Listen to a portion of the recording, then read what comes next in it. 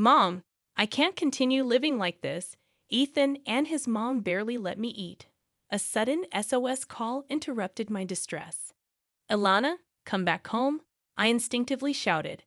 Ilana had become worryingly thin. I won't forgive Ethan and his mother, I resolved with determination. Let me introduce myself. I'm Jonna, a 50-year-old housewife. My husband James is 52 and works for a company. Our daughter is turning 26, having graduated from college and landed a job at a major corporation. She started living alone, and James and I were enjoying our life as a couple. Despite her success, Ilana was shy around men and hesitant in relationships. When she finally got a boyfriend, James and I were overjoyed. James kept urging her to bring him over, asking, "What's he like? Bring him home sometime." I cautioned James, "Honey, don't push her. She'll introduce him when she's ready. Let's wait patiently." Ilana soon smiled and said she'd bring Ethan over. "Dad, you kept insisting, so I complained to Ethan. He agreed to come over to meet you, but don't say anything weird to him, okay?"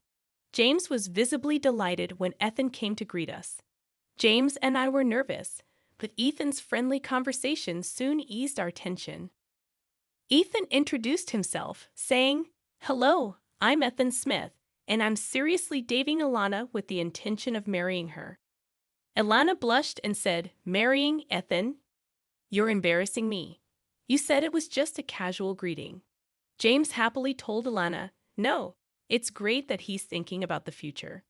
Ethan, I entrust Ilana to you." Their relationship progressed smoothly with our blessing, and Ethan proposed formally 5 months later. Seeing a blushing but happy Ilana made both James and me very happy. I heard Ethan worked for a major bank system company, and James and I discussed how their future seemed secure. As wedding preparations began, Ilana frequently sought advice. One day, she asked, "Hey, Mom, how much is the market price for a wedding ring?" "Ethan is planning to buy one for about $10,000. Surprised, I replied, "For wedding rings, maybe about $2,500 each for the couple.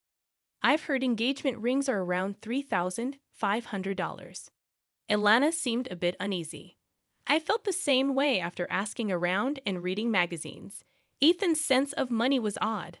However, when Ilana said, "Ethan insists it's a once-in-a-lifetime thing and wants me to have something nice," I conveniently interpreted it as Ethan wanting to give her a special gift.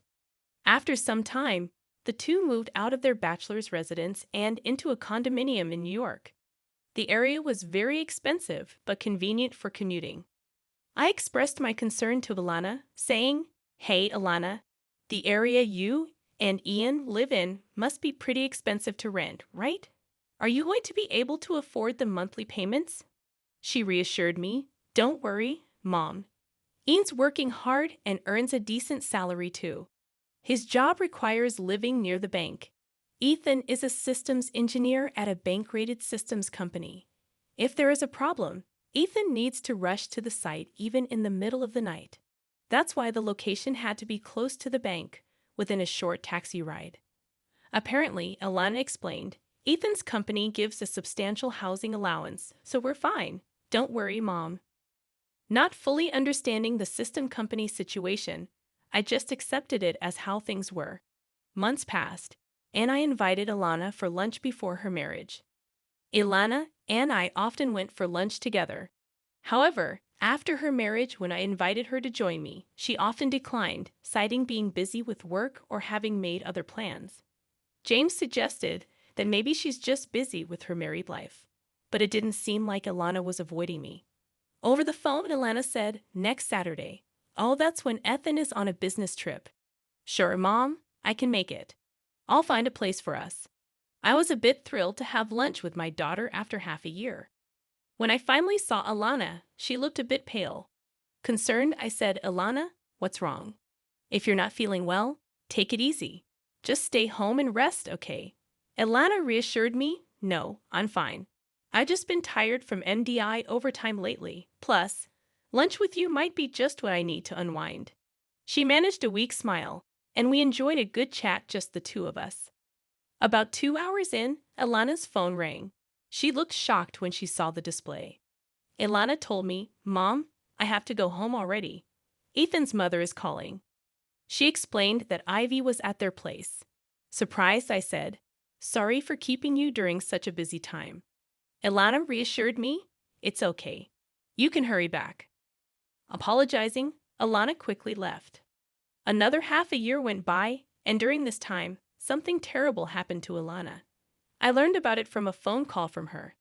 It was a sad day, and James and I were enjoying our day off. While I was making her tea, suddenly my phone rang. The display showed Ilana. I quickly answered, and Ilana hesitantly started, Mom, it's me." I. She seemed unable to continue, and sensing something was wrong, I asked, "What's the matter? Did something happen?" Ilana remained silent for a while. Patiently, I waited for her to start talking. Eventually, she said, "Mom, I can't live like this anymore. Ethan and his mom barely let me eat. I might not survive if this continues." Shocked, I asked, "Are you okay? Sounds like things are really bad. Why don't you come back home?" Ilana seemed undecided. I firmly told her, "If you're feeling unwell, you can just sit around idly. Come back home. We'll talk it over when you get here." Ilana responded, "Really? Can I come back? But I don't have any money. I can't leave." I thought this was strange. Ilana was earning a decent salary, but there was no time for a long discussion. Her situation sounded serious. First, I needed to meet with Ilana to see how she is doing. I instructed Ilana, "Take only your valuables with you and leave the house. There's a convenience store near your apartment, right? I will drive there and pick you up. Wait for me there." Sobbing, Ilana agreed. James and I hurried to the convenience store. When we arrived, Ilana was crouched in the parking lot. She saw me and said, Mom, I'm sorry. I shouldn't have done this." She broke down and cried. I hugged Ilana, and together with James, we helped her into the car. She was terribly thin and almost gray in complexion. I was astonished, wondering what could have happened to her. I held Ilana until she stopped crying. James said to me, "She will not be able to come down here. Let's take her home soon and give her a good rest. We need to talk to Ethan."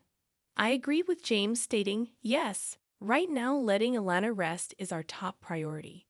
When we arrived home, Ilana, possibly due to exhaustion, immediately fell asleep on the sofa. After she woke up, I served her some easy-to-eat food. She ate voraciously in front of us, indicating how hungry she must have been. It was shocking to hear her stories about not being allowed to eat and having no money. I asked Ilana, "What do you mean you're not allowed to eat?"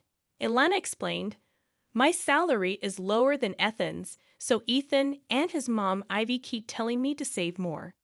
Gradually, my food portions were reduced. I asked, "Really? But you're making the food, right? Because you're a married couple, and you eat the same food, right?" Ilana shook her head, saying, "No. For the past 6 months, Ivy has been cooking Ethan's meals. I'm not even allowed in the kitchen." James asked, "Ellen, Ivy is in your house. This is the first time I'm hearing about this. Does this mean Ivy is staying there all the time?" Ilana explained that Ivy had moved in with them about 6 months ago, and they started living together gradually, right around the time Ilana and I had lunch. Ivy had an argument with her husband and came to stay with Ian for just a week. But then Ethan got mad at his father and told Ivy she could stay indefinitely. I was shocked and glanced at James, who seemed to feel the same. Ilana continued, "Since then, Ivy has been criticizing my budgeting, saying it's all wrong and that I can't manage money at all." After Ivy criticized the budget, she took control of the household finances. Moreover, Ethan did not oppose Ivy at all and instead joined her in blaming me. Now Ivy is controlling Ethan's and my entire salary. Ilana said, "Ivy saw my pay slip and demanded I work more, including overtime. Ivy told me, 'Your salary is much lower than Ethan's. Leave the housework to me and work more.' How about doing more overtime?" Ian also told Ilana, "Yes, that's right. I agree with more overtime. It's nice to have my mom doing the housework. You're lucky, Alana. Ivy scrutinized Alana's pay slips, always looking for unnecessary expenses, and eventually found something else to criticize: the cafeteria deductions.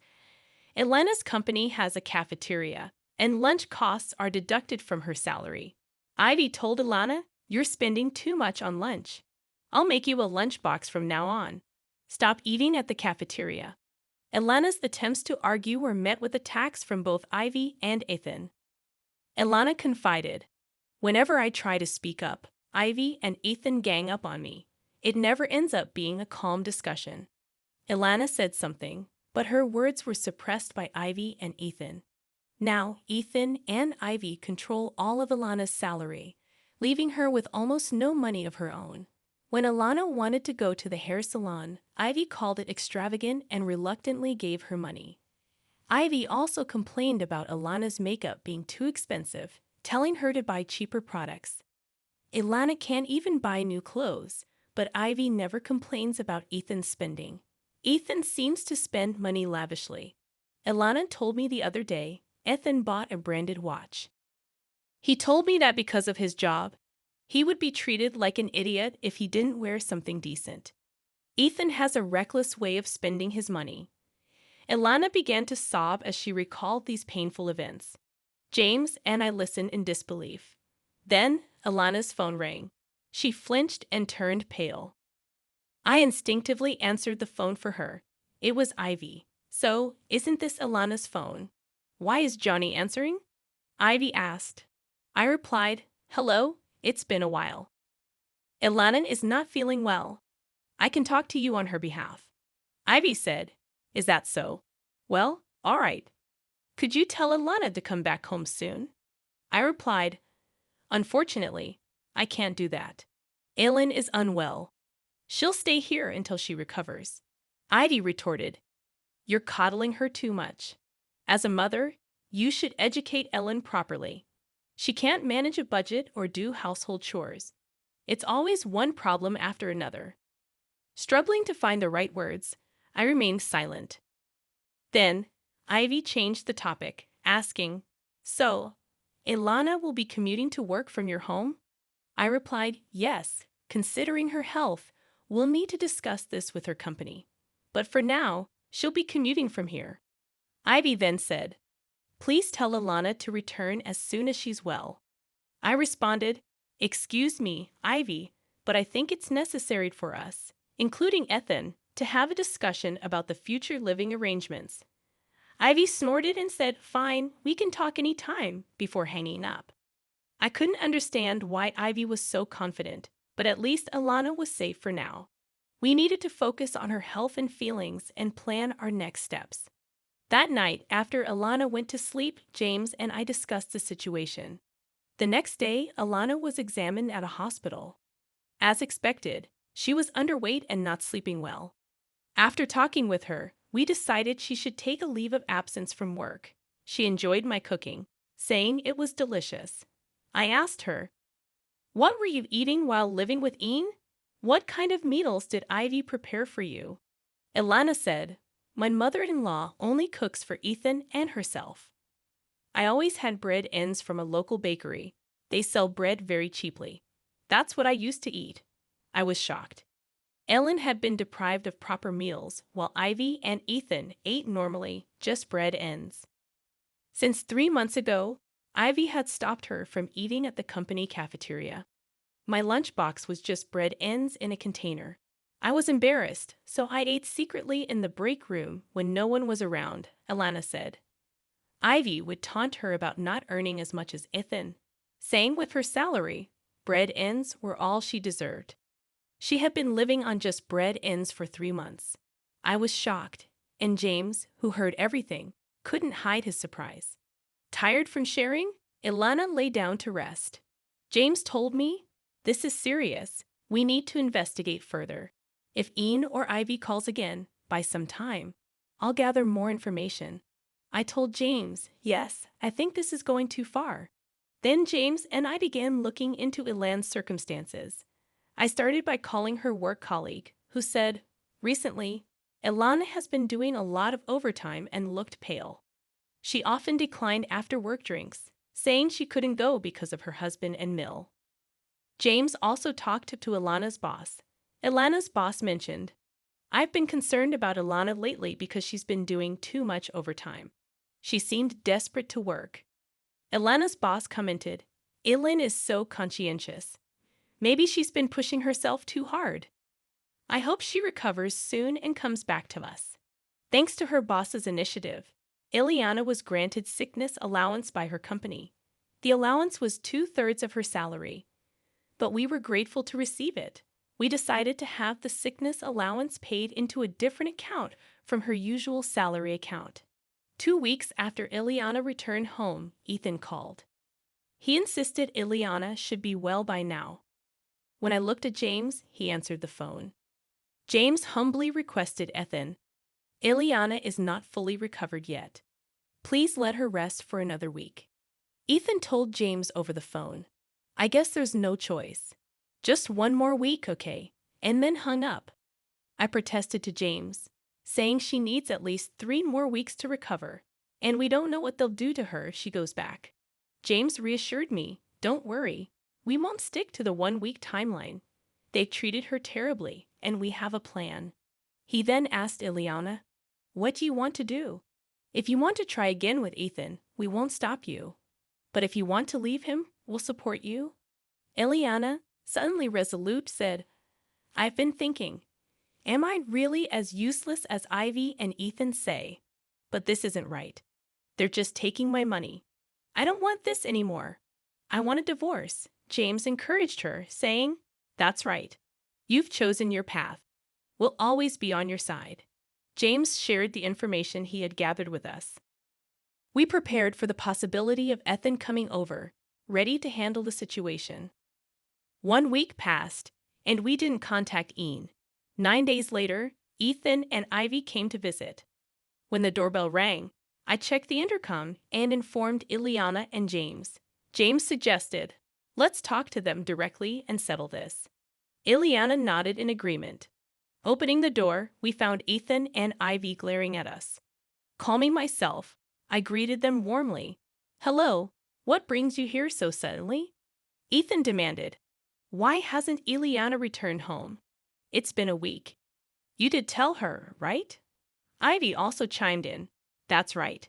You can't do your chores, you can't do your laundry, and you can't even keep your promise to come home. What a mess you are.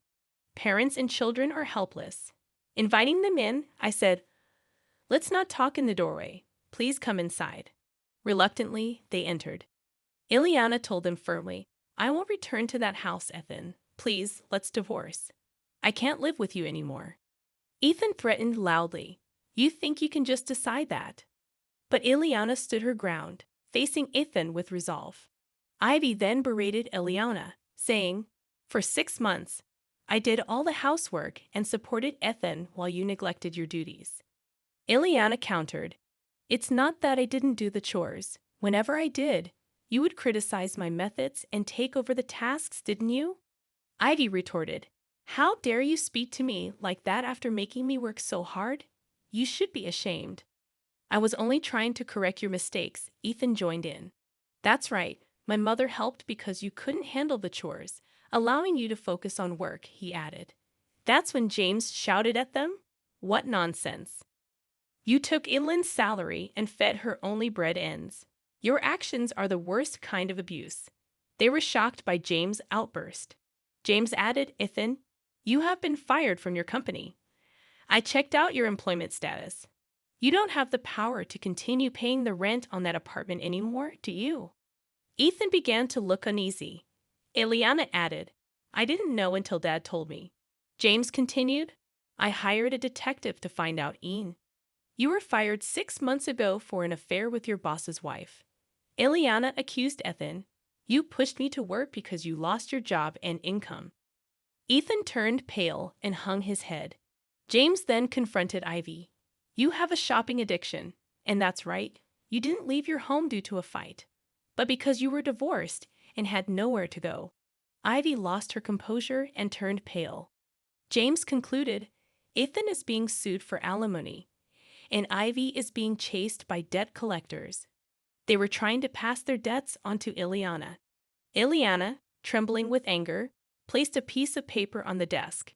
She said, "Once and for all, let's divorce. I've filled out half of the divorce form. You complete it and submit it to the authorities. We'll communicate through lawyers from now on." Ethan, prostrating at Eliana's feet on the carpet, pleaded, "Please don't say we should divorce. It was just a moment of madness. I was wrong to hide it from you. You're all I have, Alana. I'm so sorry. Please forgive me." Ivy, also appealing to Ileana, cried, "I did all the housework and took care of everything, didn't I? I'm sorry, please come back. I'll keep doing the chores." Ileana, looking at Ethan and Ivy coldly, said, "I'm fed up. Who would want to start over with you two? You hid what you did and exploited my salary. I don't want to see your faces." Ethan and Ivy were unable to move from their spot, crying inconsolably. James sternly told them, "The conversation is over. It's time for you to leave. If you don't, we have our ways to deal with it." Reluctantly, Ethan and Ivy stood up and left our home defeated. Afterward, with a lawyer's help, Ileana and Ethan officially divorced. Of course, we filed for alimony from Ethan. In addition to hiding his affair, we also added the fact that Ethan did not provide adequate meals to Elena in the alimony claim. We had a doctor's diagnosis, which served as conclusive evidence against Ethan. Ethan had to move out of the apartment and live in a cheaper one with Ivy. Now he's working day and night to pay the alimony to Ileana, and Ivy, not working, has become the target of Ethan's anger, and they constantly fight. Our lawyer informed us about Ethan and Ivy's current situation. Ilan fully recovered and returned to work.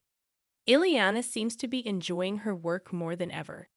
She apologized to me and James, saying, "I'm sorry for being a burden and coming back home. Thank you for all your help with the divorce.